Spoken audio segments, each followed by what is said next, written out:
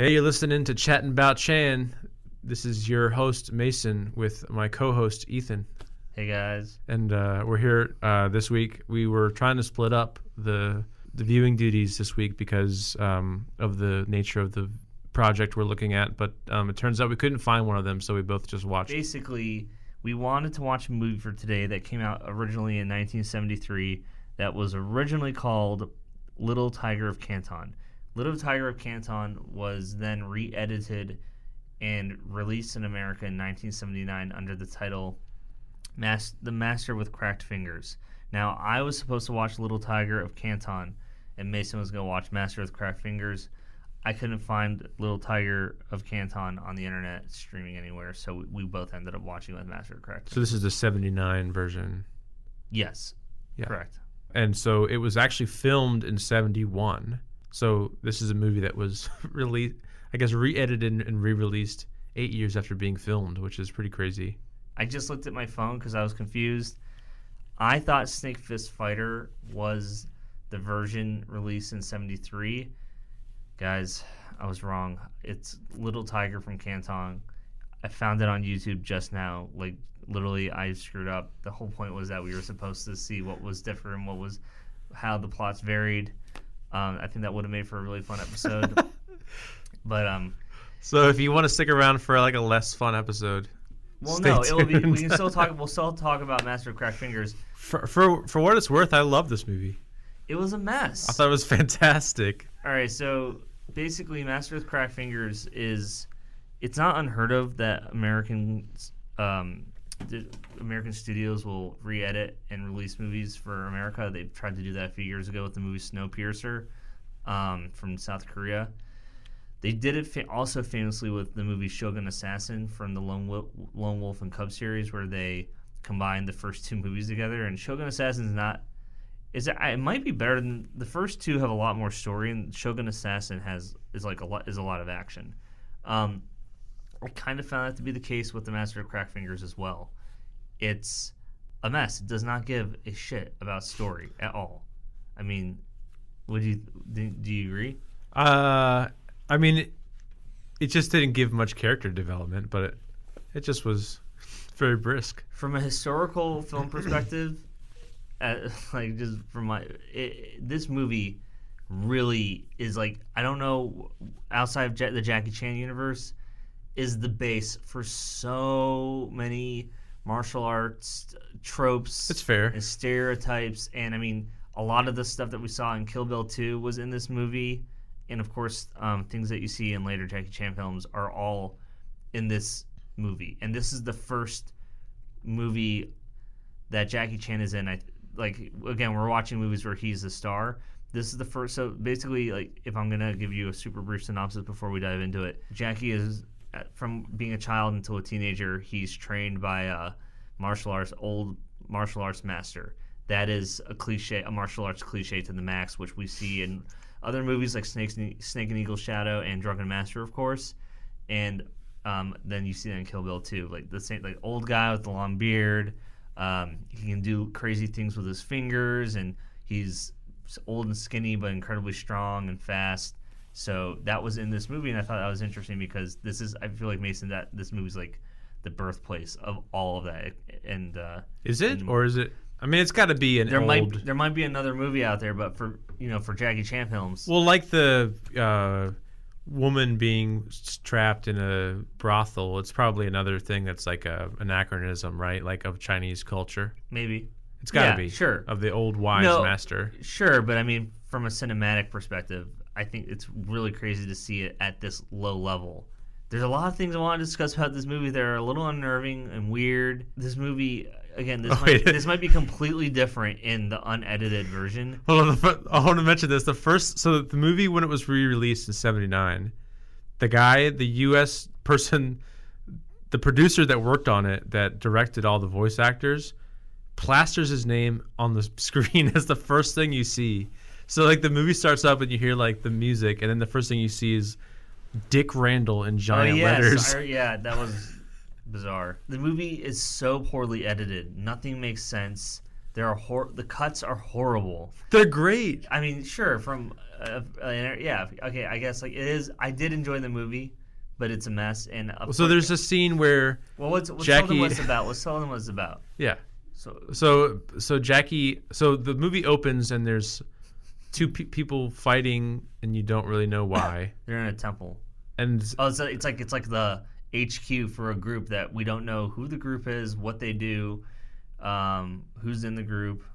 It's just a random group of four dudes. so the third guy comes in and basically he's going to kill these other two guys. Puts on a blindfold because I guess he's so badass. He's just going to take him out. They're questioning his motives. Like, you want us to kill this person, but he's a good dude. And he's like, that's fine. You're going to disobey me. I'm going to kill you.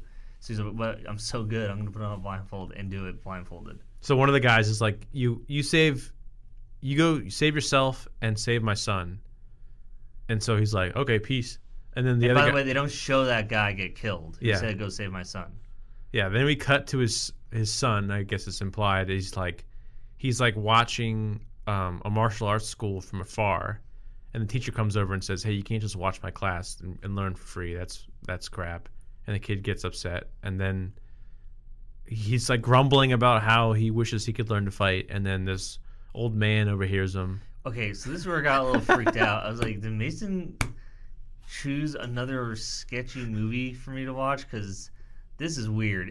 I swear to God, I thought this movie was going to take a really wrong turn because it's literally this old man goes, "Hey, come here, follow me into the woods."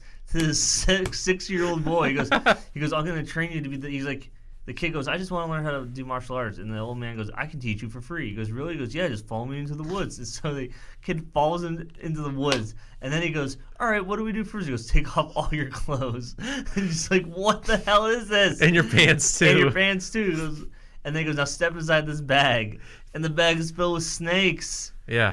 And he goes, the key to this exercise is just not to think. Anyways, that was an interesting start to the movie. So this all happens in like in the first less 5 than 10 minutes. Yeah.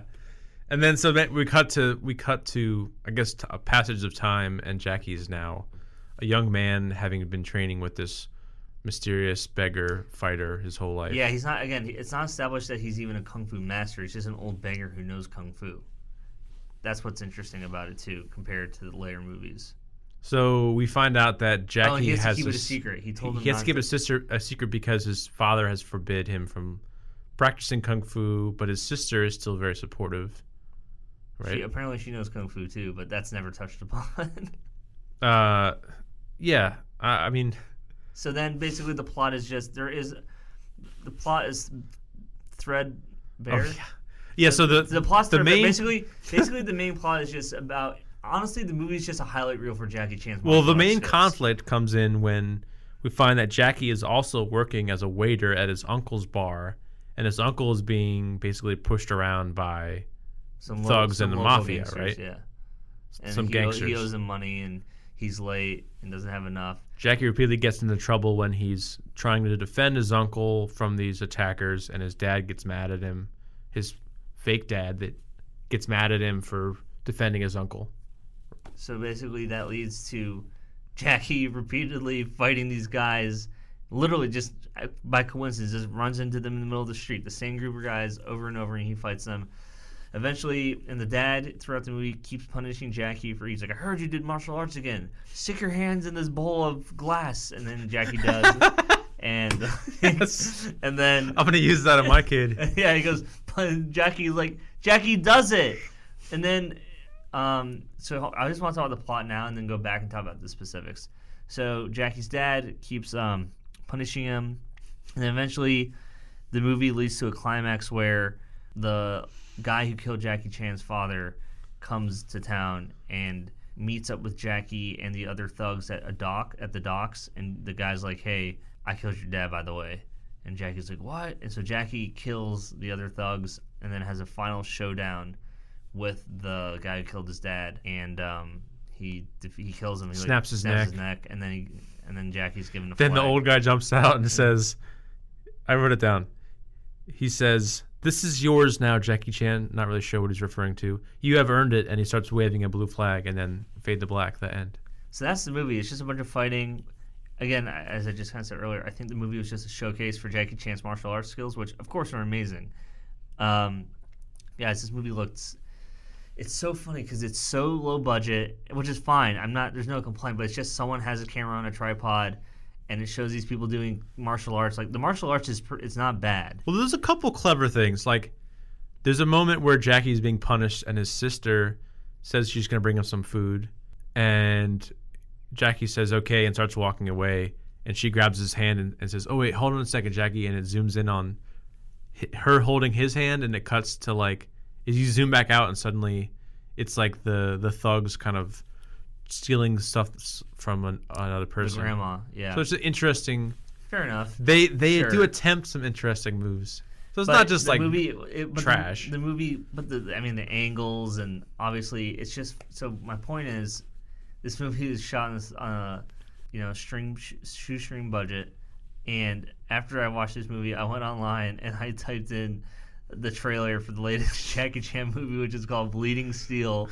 And it's like a $200 million blockbuster with a ripoff of like the Star Wars, we call them Star Destroyers? Yeah. Star Destroyers, and there's like a dude in this crazy suit, kind of looks like Darth Vader, and lots of special effects. And then you compare that to where Jackie came from, and it's incredible. Every actor, anyone who works in the film business, obviously works really hard. But going from 1973 to 2018, and even watching that movie, Mason, like all the jumping and the kicking and the physical exertion that he does in that film, Jackie, I think I've come to the conclusion he's the hardest working performer of this modern age. Well, think about it. He's doing this for 40 or 50 years, too. That's what I'm saying. But from how exhausting must that movie have been, that crappy movie alone, all that fighting, all that choreography, to where he is now, there's nobody, I think, who has put as much work and effort as he has. The only guys that work harder than him are dead, like James Brown or, Oh, okay. James Brown. You mean like musicians? Well, I guess any entertainer. No, yeah, but okay. Charlie Chaplin. Who's the other? Buster Keaton. Maybe athletes. I think Stooges. Stooges. I would say the closest comparison to a living legend like Jackie is our professional athletes who have to constantly be training and practicing. So Derek Jeter. DJ number 2. Just because he plays baseball, it's nothing. Well, he's retired, so. But yeah, I thought this was a great movie that had a lot of great parts, a lot of very funny parts. It was very comedic, which was very entertaining. The boss of the gangsters in particular is a really funny character. He's a really goofy kind of man-child guy. Like he's cheating at what is it? They're playing mahjong. No, it was dominoes. I think. Dominoes. Yeah, it wasn't mahjong. He's like cheating constantly, and he's asking all his paid prostitutes if he's like a lucky guy, and they're like, oh yeah, very lucky guy, so lucky. Ask anyone. But I wasn't sure. Reminded me of. I was expecting. So the old man kicks his ass, but I was expecting the old man to go harder on him because I thought it was a joke. The goofy guy who's rich and has money thinks he knows how to do kung fu, but he doesn't. It's so exaggerated how silly it is. I really was expecting the old man to go be tougher on him, but that was an interesting scene. That was a good scene. That was one of the best scenes in the movie. It was great. There's a lot of kung fu and hijinks going on. It was so funny. He tells Jackie to get out of there. He just literally throws him over a fence. He's like, "Get out of here! I'll take care of this." Oh, I like the part where they're at the restaurant and they order the food and it looks like delicious. They're like. That was crazy. The uncle throws this giant chunks of chicken and like veggies in this big wok, and then serves it up with like noodles, and it looks so good. And they eat it, and they're just like, "This is garbage." No, they don't even eat it. So they go, "We want food. We want the best dishes you have." These are the gangsters. And then Jackie says to Uncle, he goes, "Uncle, they want the best dishes." He goes, "Okay." He's like, "Bring them the works times 3." And then he brings it over, and all of a sudden, the guy, literally the second he puts it down, the gangster goes, "This looks terrible. I don't want it," and just throws it, and he just breaks the plate, and then they get into a fight, and that's when everyone realizes Jackie has kung fu skills and extraordinary skill. Yeah. So let's talk about specifics of this movie that was interesting. So I kind of said before how I feel like this movie set the standard for old man training younger fighters. The guy who trains Jackie Chan in this movie, he is also the same person who, in like his role as a trainer, he also plays the trainer in Drunken Master, and he plays the master or trainer in Snake and Eagle's Shadow. So I thought that was really cool because that guy's a really good actor. He's very funny, clearly very skilled. The other day I went online just to check out who he was in IMDb. He unfortunately died a long time ago. He is the father of Wen Wo-ping. And this blew my mind because Wen Wo-ping directed Drunken Master, so it's his son. Wen Wo-ping also, first heard of Wen Wo-ping when I was a kid because he was famous for doing the choreography for The Matrix. The Wachowskis really wanted that Hong Kong fighting style, like in the movie, that kung fu style, like the famous no kung fu. They hired him, and then he went on to do a bunch of more movies. You saw, I couldn't tell you off the top of my head, but I remember that was a marketing tool, like from the guy who did the choreography for The Matrix. So that he was in Kill Bill as well, right? Yeah, he did I think he did the choreography for Kill Bill, which is not kung fu, but more sword fighting. But yeah, this guy's Wen Wo-ping's a legend. So I thought that was so cool that his dad plays the master. And to be honest, this role that he played in Master with Cracked Fingers is the same. Like when he appears in the other Jackie Chan movies, it's the same dynamic. Nothing changes. It's essentially the same story, except I think Jackie is more stubborn in the later films because they play it up. This movie is very straightforward. Jackie Chan's like, "Please teach me." He goes, "Okay, I'll teach you," and then he does what he says. This is what also I want to talk about, Mason, is that I feel like this movie really establishes the character of Jackie Chan that we know in movies. Like, he is earnest, nice. He's a nice guy. But he's not too silly. People are always attacking him. And that's Jackie we know in modern day films. So this is the first of all the movies we've watched so far. This is the first one where we see that established. So this is definitely the birth of the Jackie Chan that we know. Yeah, that's what I was saying. Like, this movie is the birth of so many things. So I thought that was really neat. It was interesting too when you talk about that older actor that was playing the Kung Fu master, or I guess the beggar who knows a lot about Kung Fu. So you suggested the theory that maybe he's not really there. Oh yeah. So my theory is that he doesn't exist because it was just too bizarre that he ran into this guy. And he goes, "Follow me into the woods," and they always meet in the woods and train in the woods. And every time there's a fight in the movie, no matter the location, Jackie's fighting a bunch of guys in the street or out in the open. Just as he's done fighting, the master's head pops up out of a bunch of bushes or from behind a wall, as if he was there the whole time watching. He goes, "Oh, he's doing very well this time." He's like, "Oh no, he did terrible." Like, it's like, where did he come from? They never showed him following him. It's like out of a fantasy novel or something. It's so hokey. And so my theory was that he wasn't real because he's like, it's like his guardian angel. He's following him, jacking around and teaching him, but he has to be real because of that scene of the dominoes. Well, so I was looking up like the credits, like on IMDb before our recording today, and he's billed as the man who isn't there. So you might be dead on. Doesn't he ask him? He asks him that's in the movie. He says, "What's your name?" He goes, "The man who isn't there." Oh yeah. So still, I mean, that's something that you might say if you don't exist, right? So then that means this movie's about a schizophrenic who teaches himself how to kung fu. Teaches himself amazing kung fu. But yeah, it was really bizarre that the old man's just like following him around, and always his head literally just pops out of nowhere, and he goes, "Oh, Jackie's doing terrible," or "Jackie's doing bad," which leads me to the fact that Jackie's character is named Jackie. Jackie Chan, in fact. And they go. So they first keep calling him Jackie in the movie. And this, Mason, I wanted to ask you, can we keep a spreadsheet of starting now of how many movies Jackie's name is just Jackie? Sure. Okay, great. So I mean, it's easy right now. It's one. Mason's going to fire up this spreadsheet for me. So in the movie, they call him Jackie. I don't know if that's what they called him in the Chinese language version, but in this version his name is just Jackie, and then they call him actually Jackie Chan. But of course, in the more Western films, he goes by Jackie. Maybe it's just easier because the audiences know him as Jackie. So this is the first movie that happens. I thought that was funny. And then what was the actual quote, Mason? They call him Jackie Chan later in the film. What was the actual They call him quote? Jackie Chan at the very end of the film. So there are some really good quotes in this movie I want to tell you.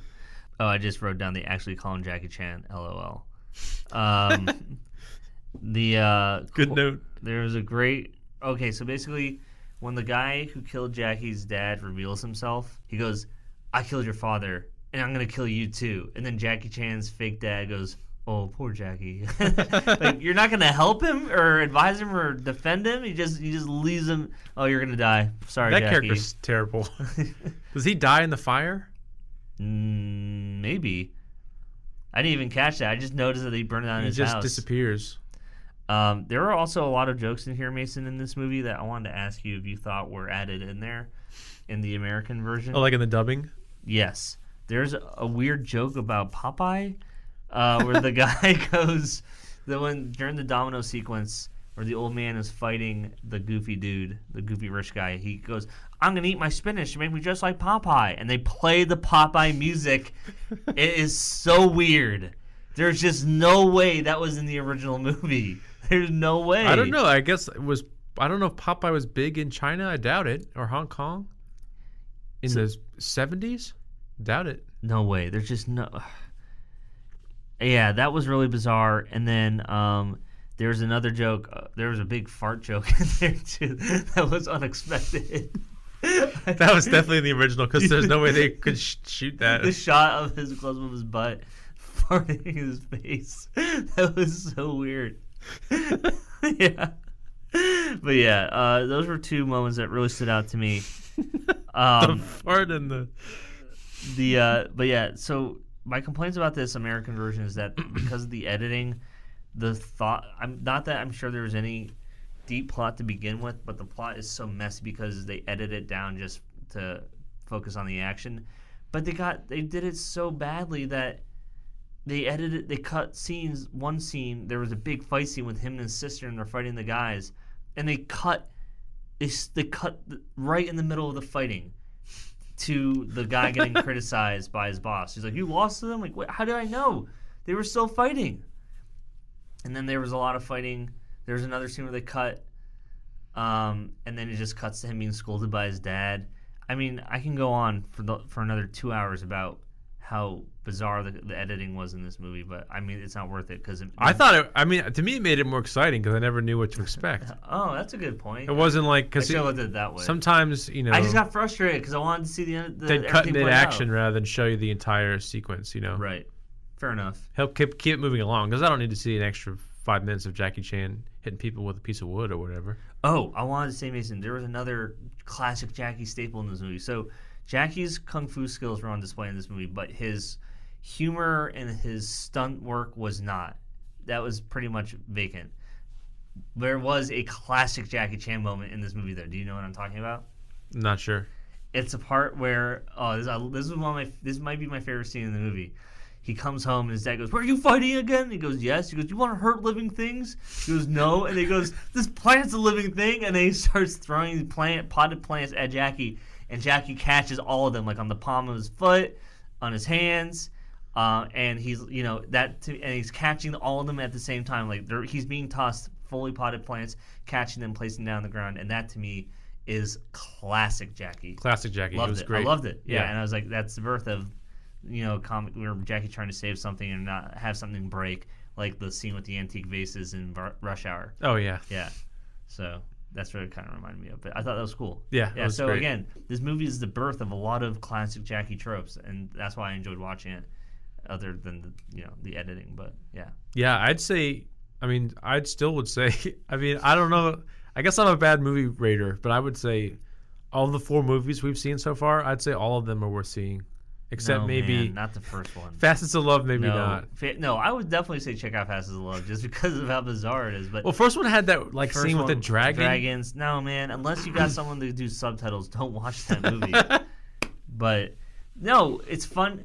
I think what's so cool about this retrospective is that we're seeing the evolution of Jackie Chan, and it's a lot more interesting than I thought it would be.